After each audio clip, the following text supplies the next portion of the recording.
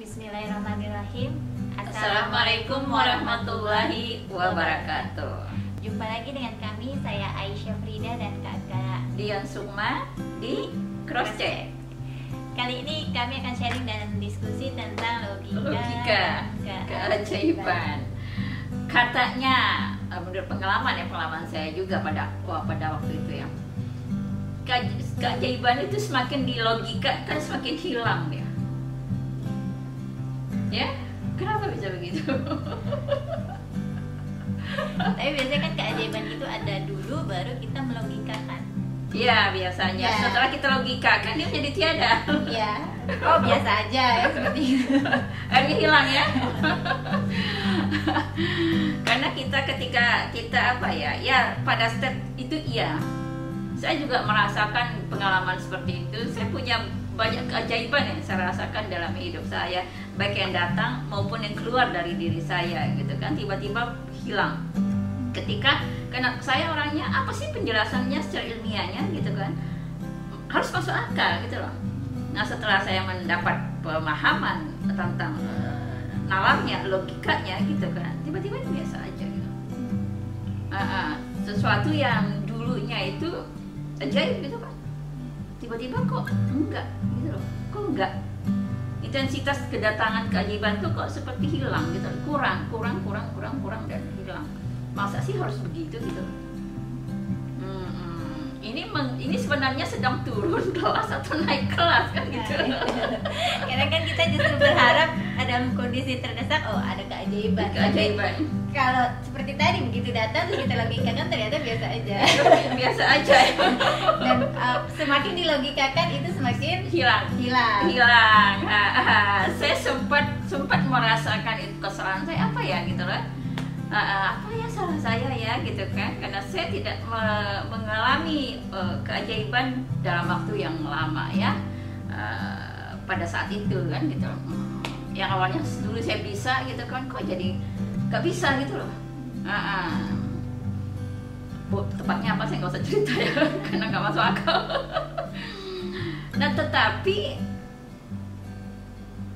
saya mendapatkan petunjuk, insight dari dalam ya, guidance ya di dalam ya gitu kan, seperti sebuah suara kan, suara apa, kamu tidak menyaksikan bahwa segala sesuatu yang kau pandang itu adalah keajaibannya gitu ya. Jadi di situ oh iya, pada sebelumnya kita semua umumnya melihat sesuatu keajaiban itu sesuatu yang wah gitu loh, spektakuler, bersifat metafisik gitu loh, karomah gitu loh, sejenis itu ya gitu kan. Tapi pada step yang berikutnya gitu loh, keajaiban itu bukan lagi di dimensi itu gitu loh. Nafas kita keluar masuk saja lah sebuah keajaiban gitu loh. Di situ rasanya saya sangat tercerahkan gitu. Cuman kadang kita kan memilih keajaiban tuh ya itu gitu loh. Kita tidak mau keajaiban dalam bentuk ini karena kita melihatnya biasa saja. Keajaiban mata kita berkedip itu biasa. Kita nggak pernah mensyukurinya gitu loh. Tapi padahal itu luar biasa gitu loh. Bahkan dikumpulkan seluruh dokter mata di seluruh dunia nggak akan bisa membuat itu mata, ya kan? Bagaimana mata melihat, bagaimana mata berkedip, bagaimana mata mengeluarkan air mata gitu. Mau mengumpulkan seluruh orang cerdas pun di dunia ini gitu, belum bisa membuat keajaiban mata itu.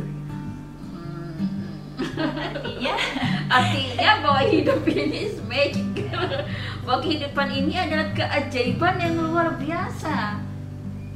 Bukan lagi kesaktian, bukan lagi kita bisa ini sesuatu yang bersifat metafisik ya gitu kan. Tapi keajaiban itu fisik. Dan kita berbicara ini kan ajaib gitu loh. Ya enggak? Ajaib banget gitu loh. Kita ini adalah lautan keajaiban yang Tuhan hadirkan tepat di depan mata kita, di dalam mata kita sendiri ya gitu. Artinya ya diri kita sendiri keajaiban itu. Nah, kalau belajar dari kisah-kisah dulu kan mukjizat nabi seperti itu ya misalnya. Kalau- Itu karena seseorang butuh untuk diyakinkan keberadaan Allah kayak gitu. Artinya tubuh Iya. kita itu pun caranya untuk meyakini bahwa keberadaan Allah itu ada, tetapi kita yang menganggap itu hal yang biasa. biasa jadinya biasa, nggak melihat itu sebagai sebuah keajaiban.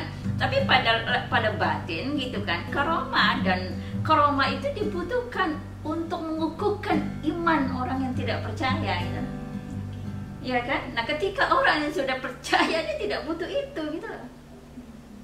Nah, kalau kita melihat perjalanan para aulia, karomah itu kan muncul kan? Ya kan? Untuk muncul pada orang-orang yang tidak begitu yakin untuk menunjukkan kekuasaan Tuhan. Tapi bagi orang yang sudah yakin dengan kekuasaan Tuhan, gitu kan, segala sesuatu itu magic gitu. Ya kan? Jadi perspektif kita yang salah gitu kan. Nah, akhirnya di situ saya sadar, oh iya ya gitu kan. Bahwa semuanya adalah keajaiban di dalam setiap level-levelnya. Nah, kesempurnaan keajaiban itu di level fisik. Iya kan? Bagaimana ajaibnya kita menanam mangga, tumbuh, lebat, berbuah begitu banyak, kan ajaib itu. Ya kan, tapi kita lihatnya biasa saja. Akan dianggap ajaib ketika kita tanam mangga langsung tumbuh. Saat itu tumbuh pisang bulan.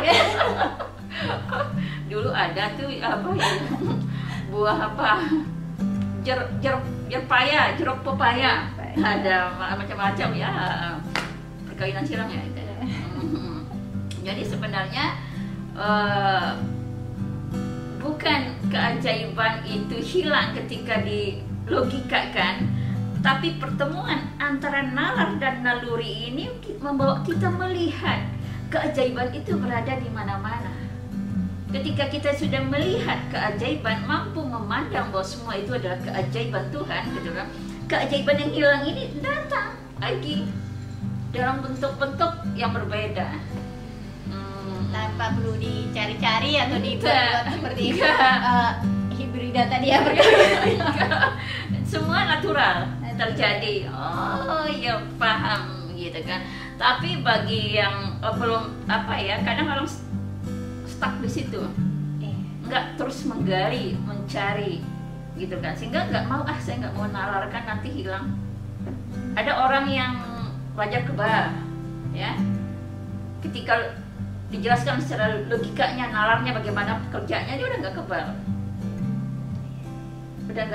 gitu kan. Nah, walaupun tidak kebal, ketika kita memahami, mengetahui proses kerjanya, kita takjub. Ada ketakjuban, bukan lagi pada itu gitu loh, bahwa mahal luasnya ilmu Allah itu gitu. Derajatnya naik, sesuatu yang hilang diganti dengan yang baru, kesadaran baru. Tapi karena kita mau ngotot yang ini, Justru hilang. jadi di sini gitu. Padahal perjalanan masih panjang yang harus terus kita melangkah ya, untuk sampai kepada garis finish, untuk kita melihat secara komprehensif, melihat secara keseluruhan, holistik, dengan pandangan yang utuh. Minum aja air bisa masuk gluk, itu kan ajaib. Bagaimana perut kita, pencernaan kita mencerna makanan, itu ajaib loh.